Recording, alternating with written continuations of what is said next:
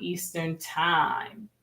Okay. So I'm going to save this last part for when I bring my guests on. But I want to shout out my people, husband and wife, Mr. Anthony and Tanya Malloy. They have an awesome t shirt company called Life and Godly Girl Tea. So I wanted me a dope, I wanted a really nice, like DC go go shirt, and they designed one for me. I was like, oh my God, this shirt is doper than the shirts that I've seen. So, and I didn't know, my friends, I didn't know they had a t-shirt business.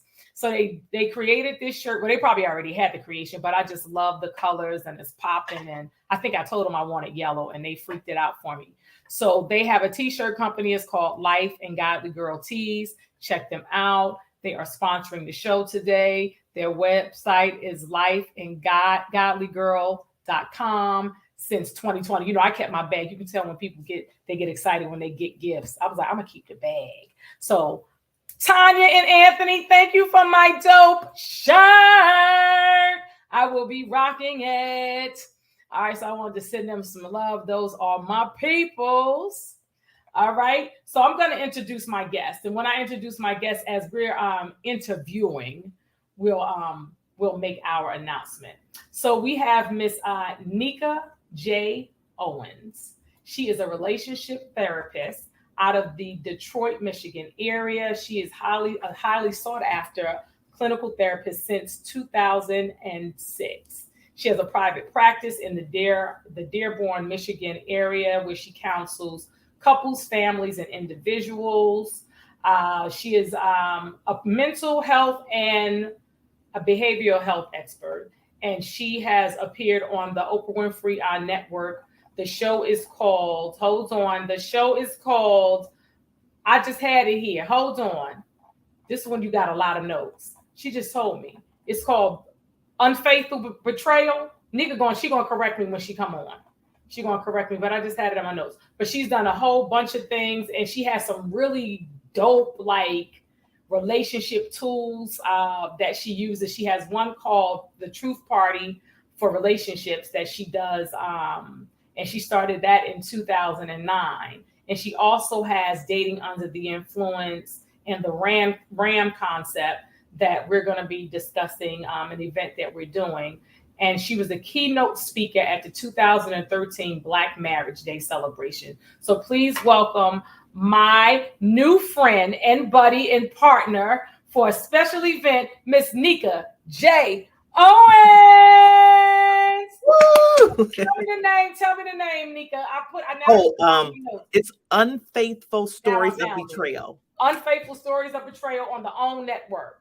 So you've appeared on that. So it's an episode. They have different episodes, and you just appeared on one of them, or you're the in-house expert for the show? Right. Yeah, it was just one that I appeared on, and this was back in, was it 2013 maybe? And I think they've since canceled the show, but yes, I appeared on one episode. Okay, awesome.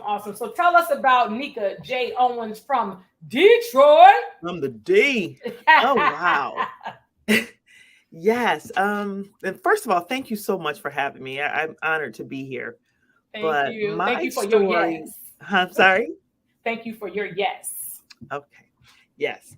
My story started back on Detroit's west side on Robeson Street.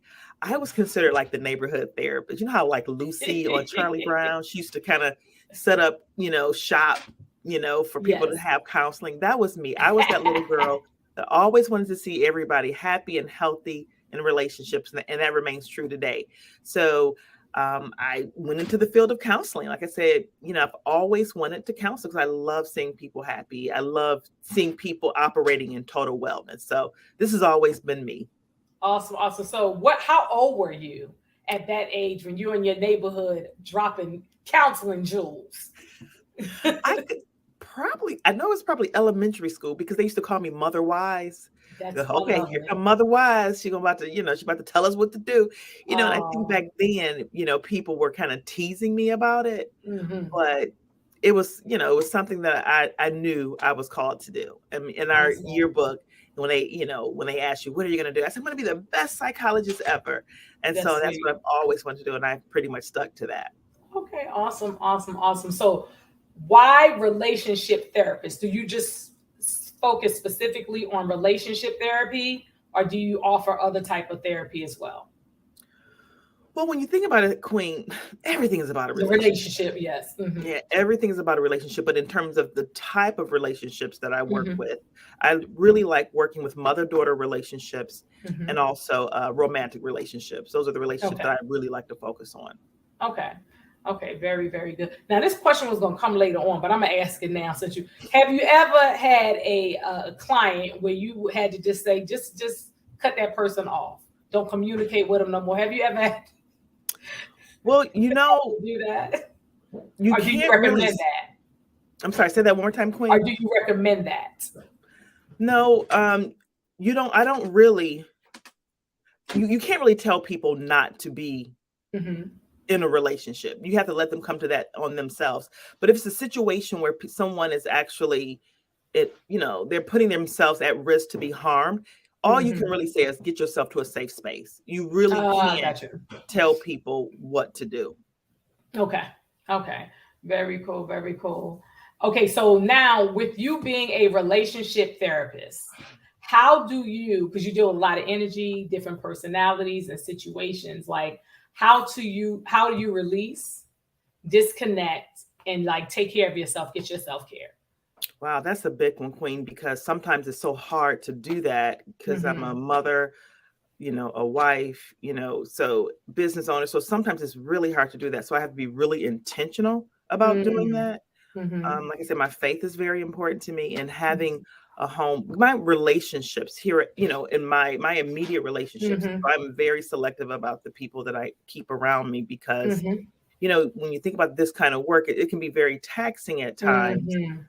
Although I enjoy it, but it can be very taxing. So I make sure that I just keep really good people around me. I don't waste Mm-hmm. time with people that are toxic, that are going to drag me down. So Mm-hmm. I'm very intentional about that. Taking time off. In the beginning, I would Mm-hmm. not take any time off. I just worked all the time.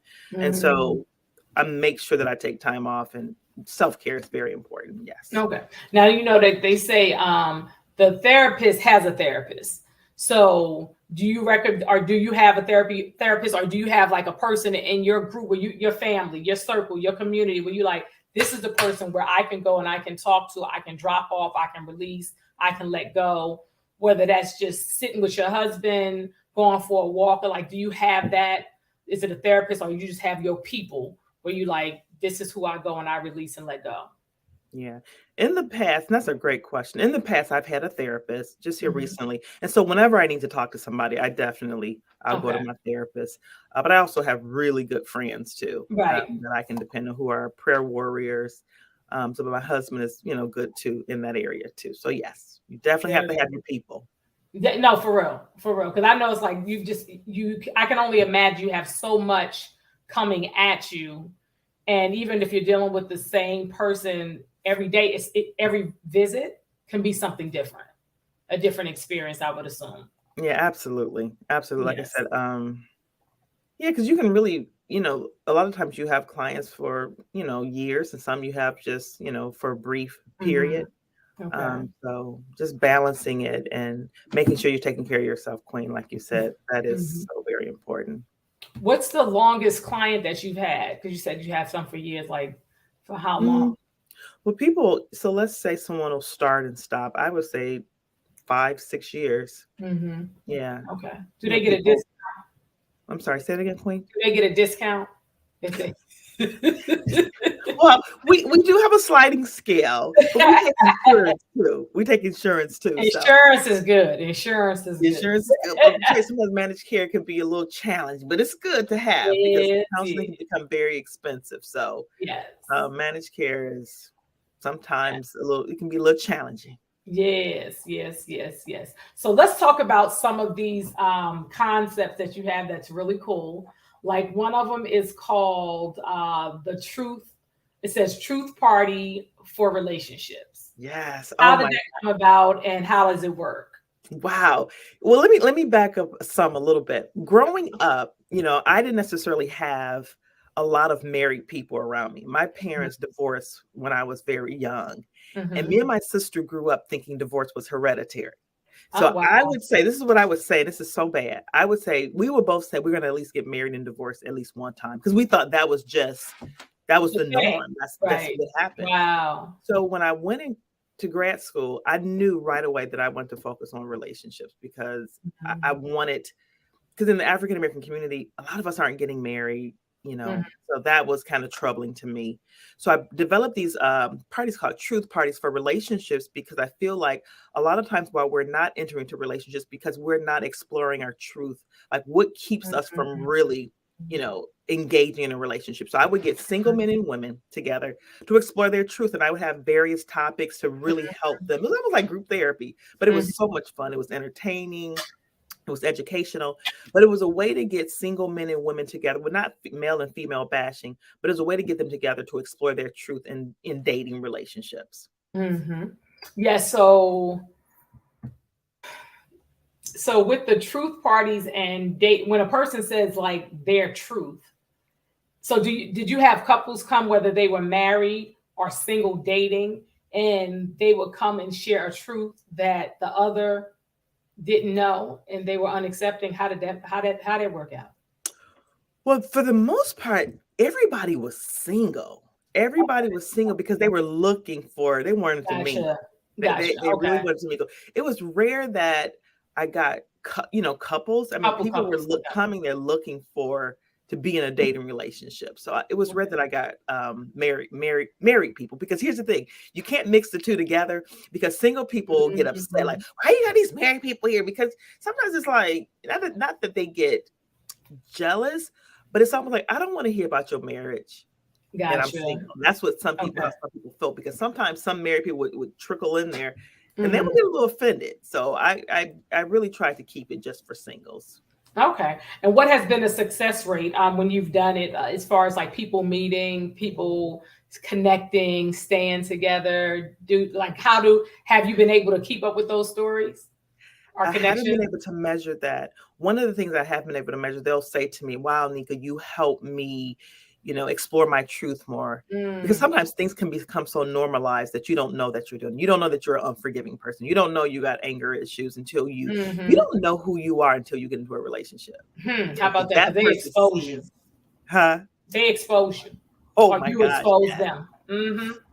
very true.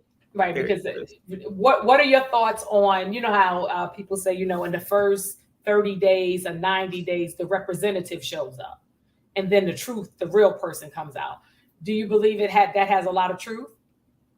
Absolutely. Yeah. Because when you start interacting with somebody, again, because wow, absolutely yes. To answer that question straightforward, yes, I really believe, and I don't think it's intentional. I think yes, we always want to put our best foot forward. It's like an interview, job. Mm-hmm. Mm-hmm. You get in that job, you're working hard, you're Mm-hmm. crossing all your T's, dotting all your I's, And and then then you your go to insurance kick in. Then your insurance kick in, and they hire you. You like, I'm good, and you start slacking up. you do. So it's easy to get in a relationship, but the managing piece is what's hard. And that's the thing. That's It's I just like like that. The managing yeah, piece. it's hard for people to manage relationship. It's easy to Mm, get in though, but it's the yeah. sticking to it. And what would you say? Because you mentioned, people want to get married. I think now a lot of people are getting married and not really managing before the marriage. Really, I think that I'm a big advocate for therapy, individual therapy, couples like pre-marriage therapy. Like Yeah. I'm sure that you are also, because you're a therapist. And I think more so now more than ever, especially with us coming out of a pandemic and all of that. But I think a lot of people are moving towards marriage and for the wrong reasons. Yeah. What are your thoughts on that? Well, so you're asking. So can you repeat that So what's question? your thoughts on, do you believe that people are marrying for the wrong reasons and marrying too soon without really doing the work, really knowing themselves and then knowing who they're marrying? Yeah, I think in some cases, yeah, yes. I Mhm. think some people are more interested in the pomp and circumstance of Mm, getting married, right? And mhm. don't necessarily think about, the investment, the time, it's a selfless thing. And Mhm. so some people just get wrapped up in that. But then you do have some people that, that have seen marriage. They've seen their parents Mhm. be married, and they've Mhm. had marriage around them, and so they know. So they're in it to win it. They're in it to actually Mhm. see it to the finish line. So yeah, so it's a half and half, I would say. Yeah. Have you noticed, and I've noticed this like with my own group, that uh, men or women that come from a family where the parents have been together for many, many years, most of them, that's what they want. That's what their heart desire is. But it's a challenge for them. Oh yeah. And how do they, because I have friends that it's because, and this is like, it's still in the 90s. This dating now is something totally different. But in the 90s, they were still going through that. So how do you guide them? Like, what do you tell them? Keep hope alive? Well, I think it's so important that people explore their truth, because it's Mm-hmm. through our interaction with each other that we come to know each other Mm-hmm. ourselves, right? My husband Mm-hmm. sees me more than I see myself. I see him more Mm-hmm. than he sees himself. So in a Mm-hmm. relationship, your partner should be able to influence you. If I can't influence you and say, Mm-hmm. hey, this is how I'm experiencing you, Mm-hmm.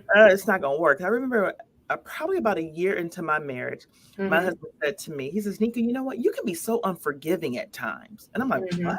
Me? Mm-hmm. And thank God I was able to receive that, because I thought about it. I'm Mm-hmm. like, I know where that comes from. I know where that Mm-hmm. comes from. And so I had to take accountability for it. I mean, you got to be able Mm-hmm. to take accountability for things if Mm-hmm. you can't Mm-hmm. change it, because I didn't realize that when I thought about it. I'm like, man, I grew up. I could hold a mean grudge.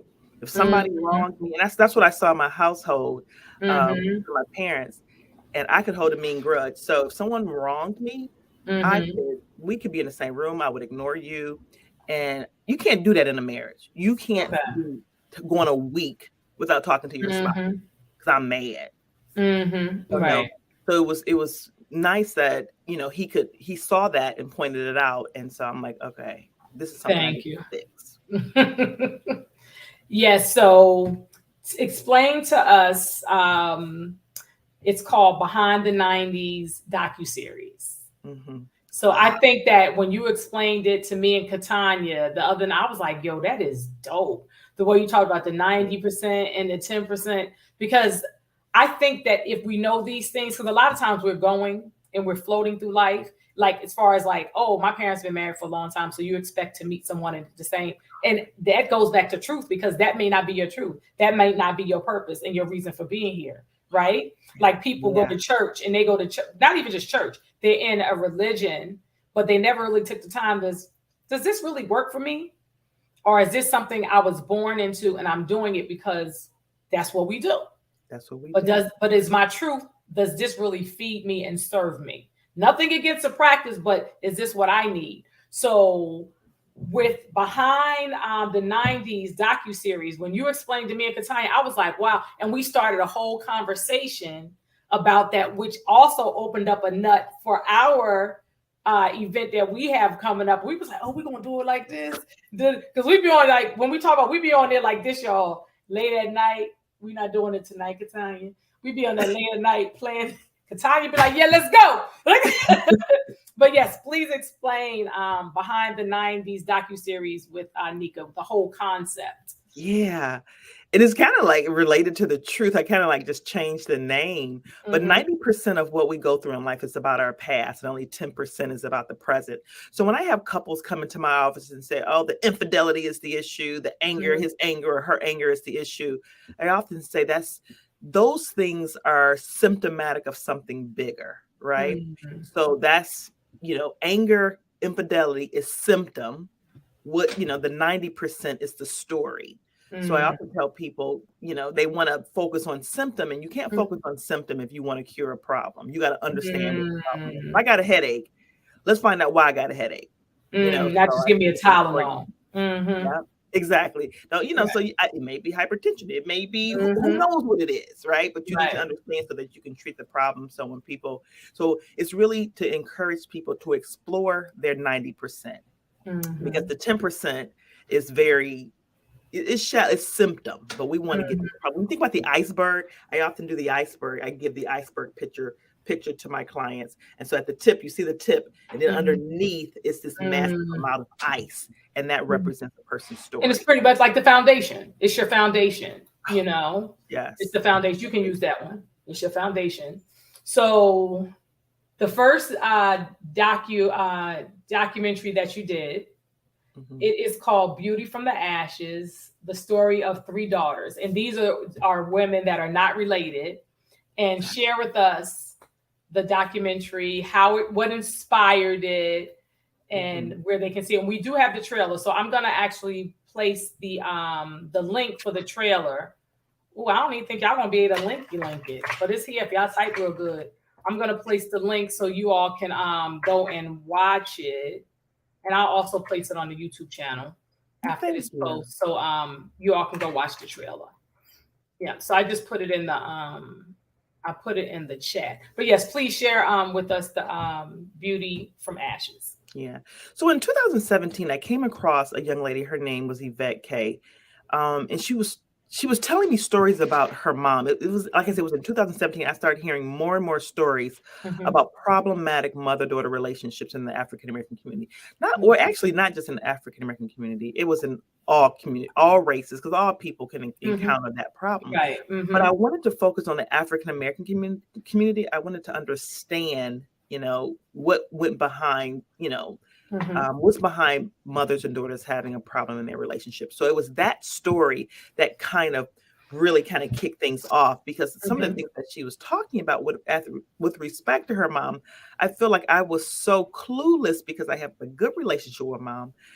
And I'm thinking, man, in my mind, I'm thinking all mothers love their daughters. I didn't really consider that a mother could be so detached from her daughter. And then there was other stories that came. And so I asked these ladies, hey, would you like to be a part of a documentary sharing your stories?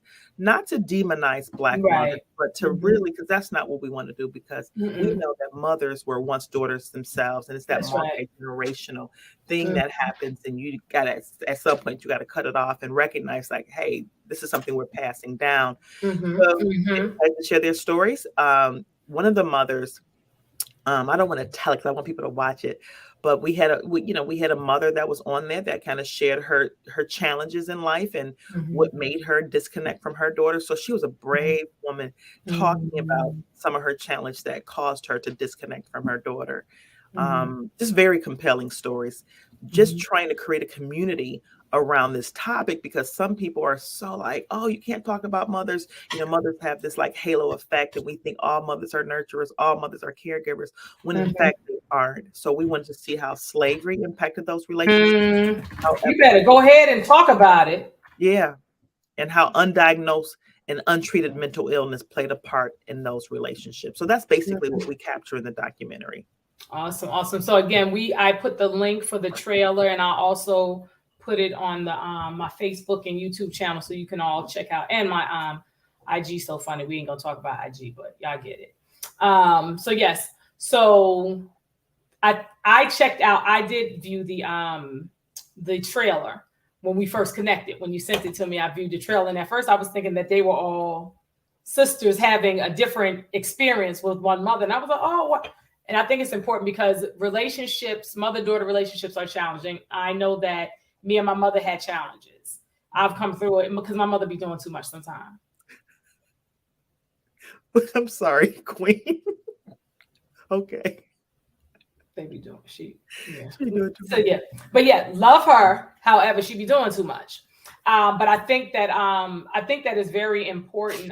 That's very important because this another thing we talked about the other night, because you talked about a lot of times it was the father, but then you realize it's not just the father, it's the mother, because a lot of times people may say, oh, I have abandonment issues and stuff because my father wasn't there. But you can have your mother there or vice versa, right? One parent there, and you can have abandonment issues with the parent that's there, because just because they're there doesn't mean that you're not being abandoned, right? Absolutely. So it's a lot of stuff that I think that's really, really great. So the docuseries, so this is something that you're going to do different stories about going forward.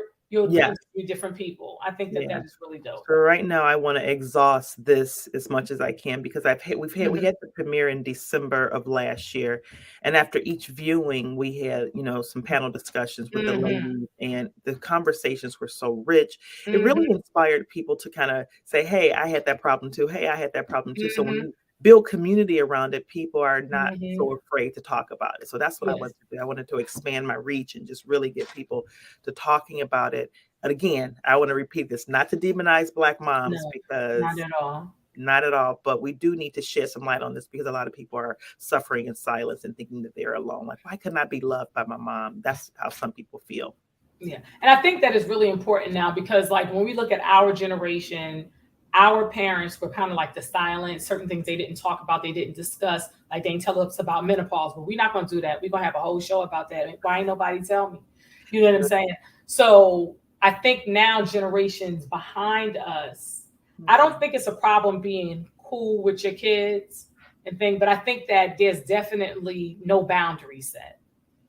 So the relationships with the mother and daughter in some cases are more detrimental at the generations behind our generation because the way they kind of congregate and lorter together.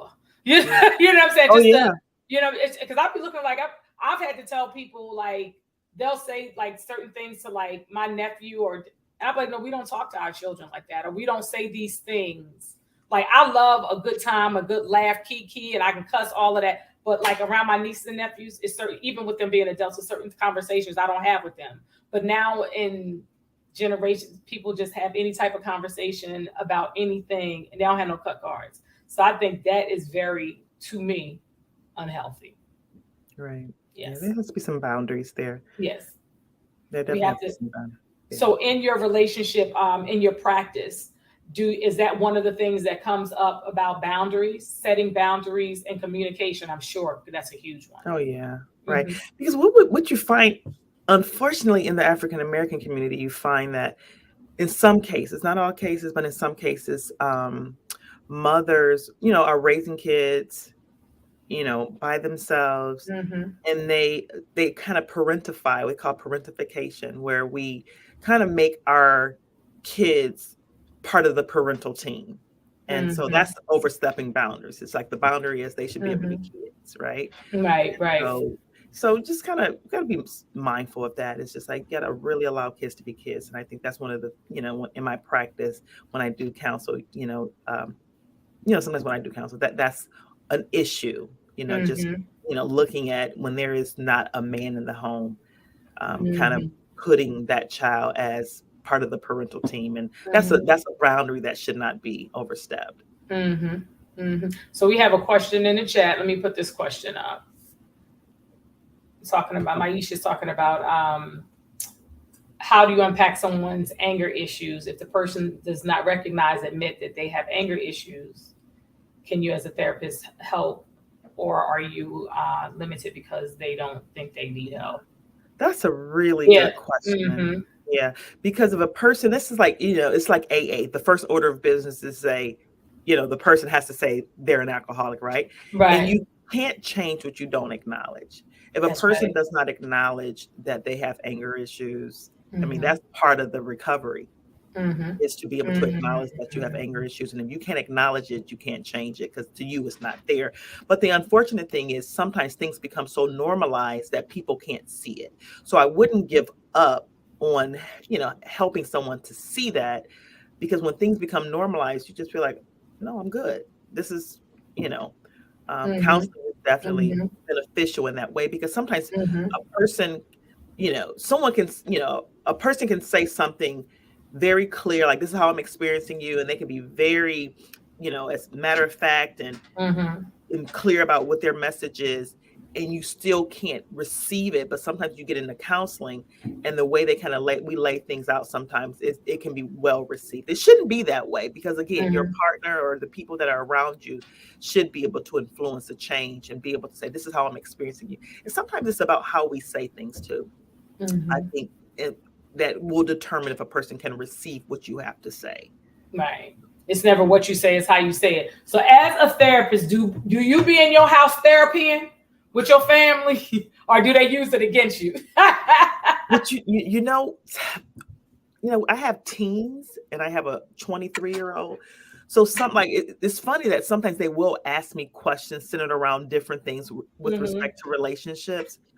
But my husband don't necessarily want to hear that. So I kind of have to sneak it in a little bit, where it was just basically applying some of the tools that I give people in terms of how I talk to him.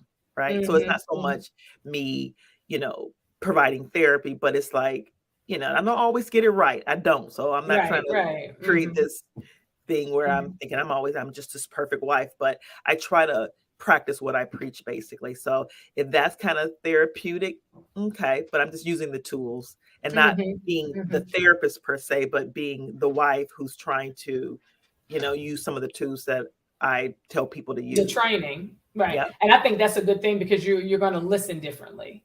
But then also you can have that side too, like, better because I do this and I've raised, and in the house we do this. So you be like, you did what? Yeah, I trained you better than that. Yes. So I'm about to be a little messy. Have you ever had a client where they were like, you couldn't get through to them, they couldn't hear you, they were not, and you just wanted to walk out the room, scream, like, how do you handle, because the session is 45 minutes to an hour? Yes. And you got to sit, you be like, I can't wait till this session over. I know you done said, you ain't got to respond, Nneka, but I know you done said, damn, like, when you leaving, I hope they just walk their ass up out of here. You want them to get the best. You want the best for them. But have you ever fired a client? Yes, I have. I know that's right. Yeah. Sometimes they got to go. Yeah, because again, it's a waste of your time. It's a waste of their time and my time. If I'm not the right therapist for you and you can't receive from me, sometimes people are just not ready for the experience, because therapy is an experience. And I remember when I was a young therapist, when people wouldn't come back, I would blame myself. Oh my gosh, what did I do wrong? And my mentor would say, listen, if they didn't come back, it has nothing to do with you. Sometimes you touch a nerve, you hit a nerve, and they're like, I don't want to go there no more. She having me go places I don't want to go. So I'm about to stop. So. But that's powerful. Having me go places I don't want to go. So basically, you was on the right track, possibly. But they pulled out. But not necessarily. They could have did some other work, right? Because they could stop coming to you and just be doing some other work on their own, or go someplace else. But I think that a lot of times people, when we strike a nerve, sometimes you'll talk with a friend or say something, and they'll get upset with you because you kind of gave them the truth, or was the truth, whether they let you know or not. So that's deepness. That's powerful. So first of all, thank you for your service, because it's very courageous and compassion. They have to have a certain type of compassion to want to support and help people in that manner. And I know that how was your experience during the pandemic? First of all, did you work through the pandemic? Wow. Did you go to video? And did you get more? Were you exhausted? No, that you got to ask that incorrectly. Was you exhausted? I was, yeah. Yes. Because I think there people who weren't hadn't bought into therapy started to buy into therapy, and we were doing virtual. We were definitely, we had less cancellations, we had more retention. People, it was really beautiful to see people saying to themselves, hey, I need help, I need to work on this, because you ain't have nowhere to go, right, but to deal with yourself. So that was really, it was a busy time for me and my my practice. It was a busy time, and it's still busy because we're still able to do virtual too, because some people want to continue to do virtual. So I think it was it was, not to say that the pandemic brought about some good things and bad things. It really showed us that we can do virtual and be successful, and it can be well received and beneficial. Very good, very good. All right, so what we about to get into, Nneka? What we about to get into is a real. I hope y'all listen. And so I think we mentioned it. We actually put it up a few weeks ago, but it is official. Nneka J. Owens and myself, Queen Aishah, we have partnered to co-host an event on the Tom Joyner Foundation Party with the Purpose Cruise, May 20th through May 27th. And we are using the title of one of Nneka's events that she does called Dating Under the Influence. And I just added this as I was typing it because we said what we not doing on a party cruise is not seminaring and workshopping. There you go. So it is a relationship chat / conversation. And the way it came about, for you all that know or don't know, I appeared on the groundbreaking docuseries on the Own network called All the Single Ladies that aired January of this year. And someone that I know that's affiliated with she works for Urban One and works with the Tom Joyner Cruise. So I had my door open today. I see little bugs flying around. And she reached out to me and she connected me and Nneka to put together something for the singles, but we know more than the singles going to be up in there. Right. The singles on the Tom Joyner Cruise. So we're actually presenting it twice on the cruise in the beginning and towards the end. We're going to see how that work out. So we're really, really excited and we're working really hard. Yes, we are. We're working really hard to make it. It is going to be a great success. It is going to be talked about. It's going to be loved. It's going to be accepted. So Nneka, share with us how you came up with Dating Under the Influence and the RAM concept and how important this is when it comes to relationships and dating and all. Yeah. So dating under the influence, when you think about like driving under the influence, dating under the influence, like what are some of the influences that we house when it comes to being in relationships? You know, there's the influence of your parents, there's the influence of friends, there's the influence of your past romantic relationships. There's so many things that influence how you are going to engage in a relationship. So that's one of the things that we're going to talk about. So I'm so excited to actually talk about that. And I actually just thought about it. That brings in when you say how everything is connected from your past. Again, that's that 90% you speak about too. Yes. So we have some really, so anyone that may be watching that's going on the Tom Joyner Cruise, and when you watch later, we told you it's going to be we have some really great things. It's going to be fun. It's going to be lively. And it's going to be educational. So I got to come up with a word. Funnicational. Funnicational. Funnicational. It's going to be, but we are not workshopping and seminaring. That's good. I love it. So what Genevieve says, she's interested in dating, but only married men ask her for dates. Do you advocate women asking men to take them on dates? Yeah, what is your thoughts on the women? So, yeah, you mean asking a man to go on a date, Genevieve? Here's the thing.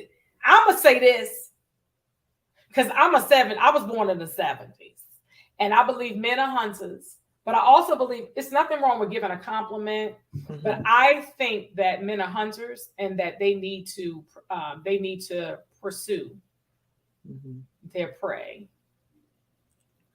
Yeah, I would agree too. But I think it's, if you can pull it off, I couldn't pull that off. If I was single and trying to mingle, I just could not pull that off. But I think it's I don't think there's no absolutes in life. Like you absolutely should not do this.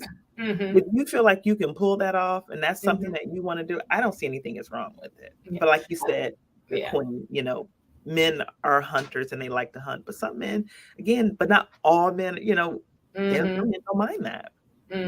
Yeah, because for me, like I'm the type of person, like, women are like, no, he got to do this, he got to do that for me. That's why I think that if you've kind of established something with someone, I'm not saying they got to be 10 years.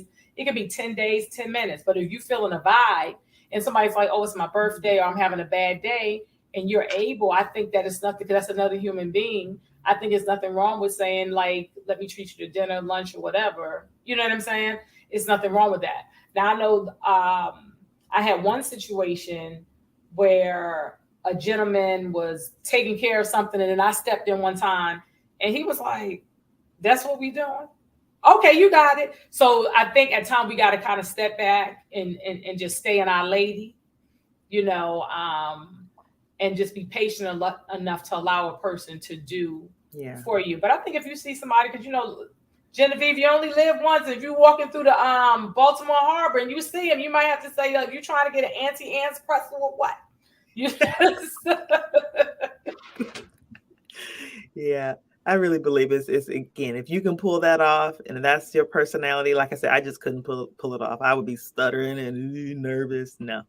So, so you ain't never asked no guy on no but date. I would just create an just I often say just give a person a green light. I remember when I was dating and not married, people would say I looked very mean. I didn't smile. So they said you got to kind of smile a little, not like be grinning like something wrong with you, but Right. it's just like look pleasant. And I didn't realize I wasn't looking pleasant. So approachable, because I got what they call the resting itch face. Right. yeah, so you just got to be mindful if you do want to be in a relationship, and if you're not comfortable with approaching someone, and you're in an environment where people are kind of connecting with you, just look pleasant, or just anywhere. If you're at the mall, you're at the grocery store, look approachable. Because Right. you don't look I like that. approachable, Look no one's trying to approachable. talk to you. They Yes. don't want to be shut down. Yes, I agree that look approachable. So yes, Genevieve, you're gonna have to work that out. Now I just saw Genevieve; she had another one. Yeah. So I believe that having to take care of the other siblings. Yeah. It's called parentification. Mm-hmm. I did something on that. A little video I did with my kids. We during the pandemic, I was taping videos and just kind of express. That's what it's called, parentification. So a lot of times people don't realize, he's the man of the house. No, he's not the man of the house. He's your son. He's not the woman of the house. He's your daughter. He's not your partner.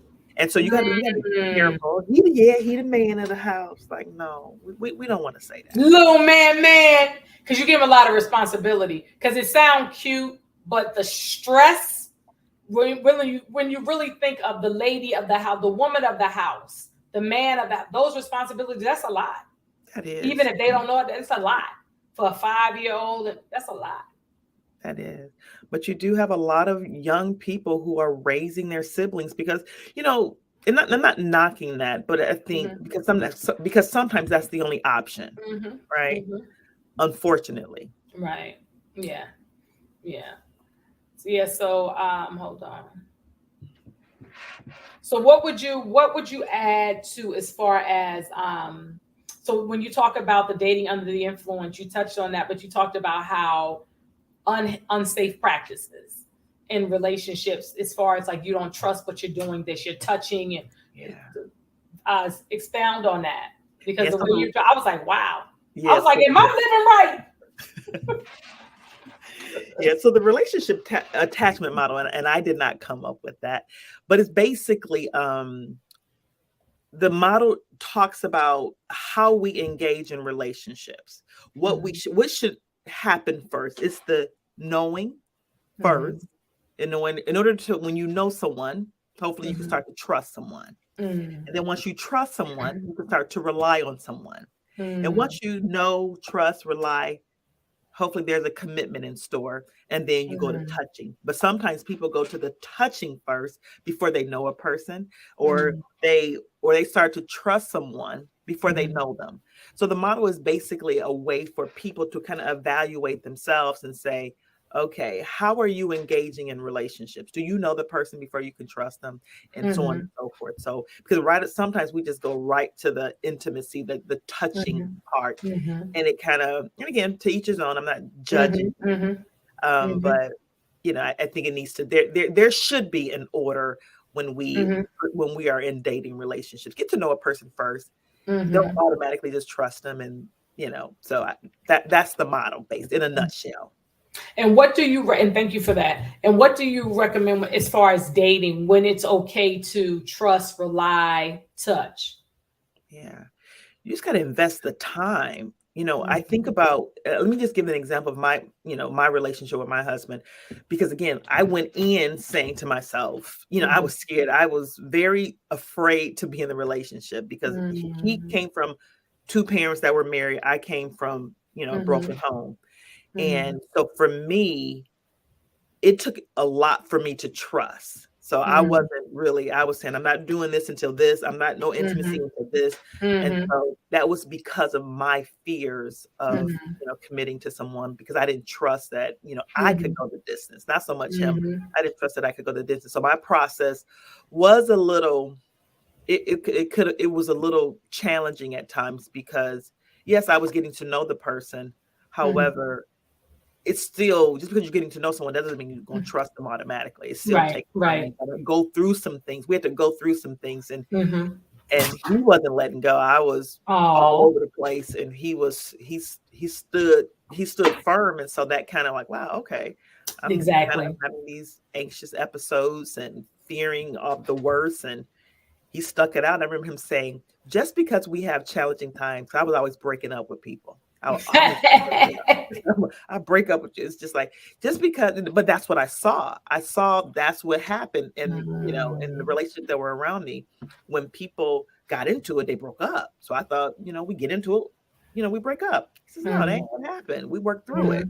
So that, he was good with helping me kind of navigate through that process. And so if you have somebody that will help you navigate the process, you can get to those places. You can make it to the finish line.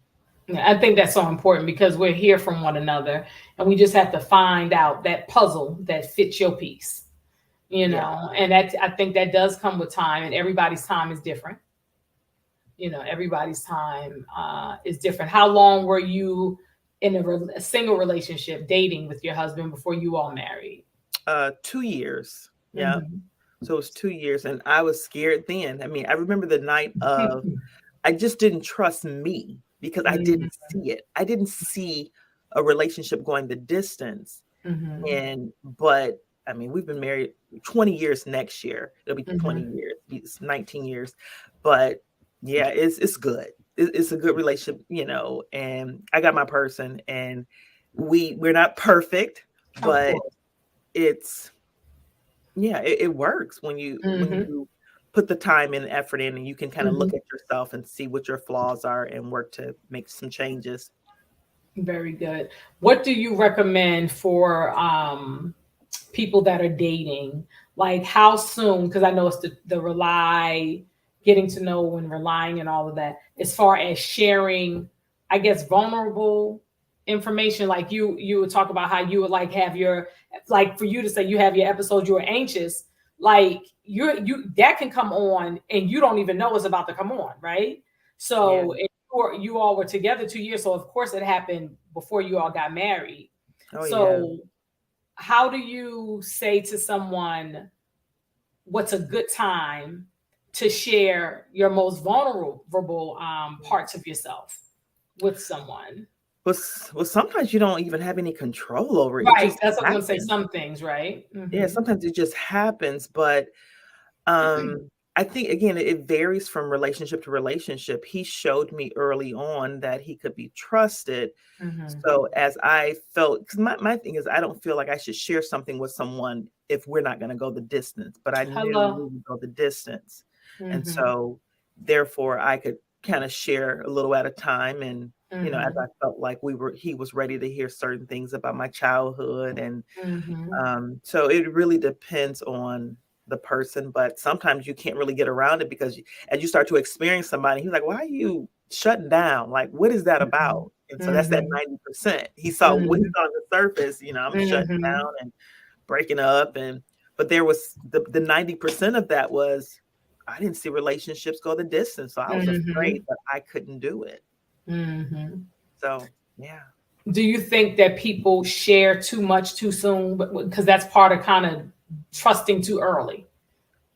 Yes, I would agree. Yeah, it's time. You got to really. My brother was so funny. He just started dating. He says, "I said, so are you ready to commit to this person?" He says, "No, we've only gone through one season." And that's the winter season. So now we got to go through the spring and summer. We got to get back to the winter season and see how we do. He said, because sometimes people change during the seasons. And they get dry and ashy. Tell them I said yes, because Vagisil and Aquaphor, you need it for them elbows and them knees, because you need to know. So that when he said that, I was like, oh, okay. He says, we only been through one season together. We need to go through a few more seasons before I decide if we're going to be a couple. I'm like, oh, okay. I like that. And you know what? I like when men, because you have a lot of women that are like, we plan, we organize, we're not going to do, but I like when a man is like, he's not rushing to the sex, so he's taking his time. And I think that's a swag. That's attractive. Like if I hear a friend that's saying, I was like, yo, that's dope. Not in a controlling way, but I'm going to put my time into this to know that I'm not wasting my time. Yeah. So you have to be really focused and committed. So I think that's dope. Tell him I said, that's cool though. Get that Vaseline, that Aquaphor before the winter comes though. I know. That is funny. When he said that, I'm like, oh, okay. I didn't think about that. So. Very good. So before we close, Nneka J. Owens, what advice would you offer to people that are in relationships that are seeking, to someone that's seeking to be in a relationship, that's in a relationship, they're like, I think this season over. Right. Right. Like the spring almost over, the summer coming, and I'm not going to be here no more. Like, what would you offer to people as far as healthy relationships? Because you talked about the relying and all of that, but like really to make a relationship, to honor yourself. Yeah. And to honor the relationship. What would you offer to people just to be safe in who you are in and then moving into a relationship? I might answer that myself. Get to know your damn self first. Yeah, and that's a great question. I think what ends up happening is we make too many things a priority. I got to have this, I got to have that, I got to have all these things, and you got to lay a foundation. I think sometimes people want everything at once, and sometimes you got to work on the building of the relationship and just being patient with it. So, you may not have the best communication right off, but you work toward that. Yes. So I would say definitely, prioritize what's important. Everything can't be important. And just being open to taking a look at yourself, knowing that you are a flawed individual and that you may learn some things about yourself, and you got to decide what am I going to do with the things that I'm learning? Am I going to shut down? So you got to ask yourself some tough questions. There should be some questions that you ask yourself when you are in a relationship, because again, that's when you really get to know yourself. And if you can't really stomach what you learn, you're not going to go the distance. If you're going to be defensive and you're going to be, like, no, that ain't me. But I'm saying this is how I'm experiencing you. Right. It's worth it for you to kind of look into it. So I would say, the first thing is, like I said, just prioritize. Don't make everything important. Be open to understanding who you are and making some changes. The person that you're with should be able to influence something. If you're spending time with the person, they should be able to influence something and you not be defensive about it. So, and we have to be careful who we share our time with too. Yes. Because sometimes, like you said, you're protective. Everybody can't get your time. Yeah. Everybody can't get your time. Yeah. Thank you. You're welcome. Thank you. Yes. So, yes, ma'am. I appreciate your time, because Nneka starts her day very early in the morning, and for her time, and then she has to give her time and attention to her clients, and then she come home. And I'm gonna say this. She ain't gonna say this, but I know she'd be ready to take her drawers and her bra off. But you're right. You're right. Real, because when you done been holding up everything all day, you just like, I just need gravity to do what gravity do. Yes. Hey, I would agree with you. Yes. So we appreciate your time. We will be connecting. I can't remember what date. I got to look at our calendars in another day or two. Friday. We'll be Friday. We'll be connecting. So thank you, Nneka J. Owens. It's Nneka J. Owens and Associates Counseling Office, and that's in the Dearborn, Michigan area. You also, do you counsel outside of Michigan? Yeah, well, no, my license don't extend to other states. There are some states that have reciprocity where you can. Okay. But, I don't know what those states are. Okay. I just really focus in Michigan. Okay, because Detroit got a lot of work to do. Anyway, we do. so no. We do. But yes, thank you so much, Nneka. I love and appreciate you. Likewise. And I will see and talk to you in a couple of days. Everyone, please give it up for Nneka J. Owens for her sharing her tips on healthy relationships. This is important. This matters. This is how we build our community and our foundation. Please put your hands together for Nneka. Thank you. Thank you so much. You're welcome. You're welcome. And I just want to let everybody know that the Girls Who Brunch, I did not put their information up, but the Girl Who Brunch tour, this is their 7th annual Tutus and Tennis Shoes Gala. And the website is girlswhobrunchtour.com. So please purchase tickets, support them if you can. And also for Nneka, you can follow her on IG. We had it up, but her IG is Nneka. That's Nneka, the letter J, Owens, OWENS, and she's on IG. So y'all might want to slide in her DMs and ask some questions and all. I want to thank everybody who participated in the chat. Shout out to Miss Katanya Lester. Okay, because first of all. Hey, Tanya, you heard your shout out. Tanya heard your shout out. Katanya is going on the cruise. We going on there and doing our I Know Dope People, Queen Aishah and Katanya Lester getting it done on the Tom Joyner cruise. So we are so looking forward to it. I actually surprised Katanya. She thought she didn't know what I was talking about when I told her we were going on. So she said, "Now what happened, Aishah? You want what? What happened?" I said, Katanya, we going on a Tom Joyner cruise to work. It's like a fun vacation, workcation. And I actually had the opportunity to do the tour in 2008 with Leroy Williams, hypnotist, my brother. May he rest in peace. I went on as a guest friend of his, and it was amazing. It was amazing time. I fell in love with Charlie Wilson in Puerto Rico at a burger restaurant in San Juan. Don't judge. Anyway, thank you all so very much for checking out I Know Dope People with Queen Aishah. Please give it up one more time for my very dope special guest. Her name is Nneka J. Owens. I'm going to take all this makeup off, fix my hair, and do something like this. Take my bra off and get comfortable. Peace and power. Thank you, Katanya.